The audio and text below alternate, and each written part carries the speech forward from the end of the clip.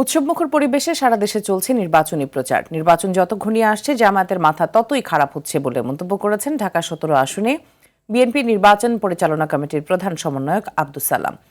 তারেক রহমানের পক্ষে প্রচার মিছিলের আগে কথা বলেন তিনি। আর প্রচারে নেমে জামাত নেতারা বলছেন মানুষ এবার পরিবর্তন চায়। দ্বিতীয়চন্দ্র পালকে সঙ্গে নিয়ে সাকিবুর রহমানের রিপোর্ট। নির্বাচনের বাকি আর ৮ দিন। সকাল থেকেই গণসংযোগে বেরিয়ে পড়েন প্রার্থীরা। ঢাকা ১৭ আসনে তারেক রহমানের পক্ষে প্রচার মিছিল করেন দলের নেতাকর্মীরা।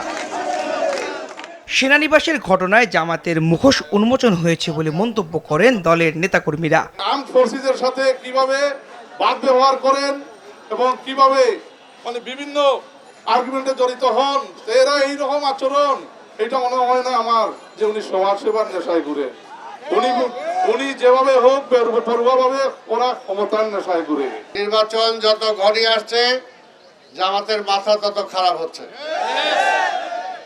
এই যে তাদের যে আচরণ, এই আচরণ এটাই প্রমাণ করে। নিজ নিজ এলাকায় প্রচার চালিয়েছেন উত্তর ও দক্ষিণের প্রার্থীরা, দিচ্ছেন নানা প্রতিশ্রুতি। মিথ্যাচার, মিথ্যা প্রতারণার মাধ্যমে সাধারণ মানুষকে প্রভাবিত করার চেষ্টা করছে।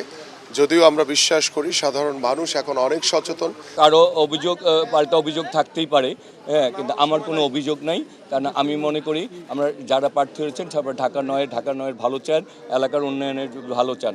তবে জামায়াতের প্রার্থীরা বলছেন দেশের মানুষ এবার পরিবর্তন চায়। আমরা যেটা বুঝি জনগণ একটা পরিবর্তন চায়। আর আমার কাছে বড় চ্যালেঞ্জ মনে হচ্ছে যে সুষ্ঠু পরিবেশ বজায় রেখে ভোট করা, এটা করতে হবে।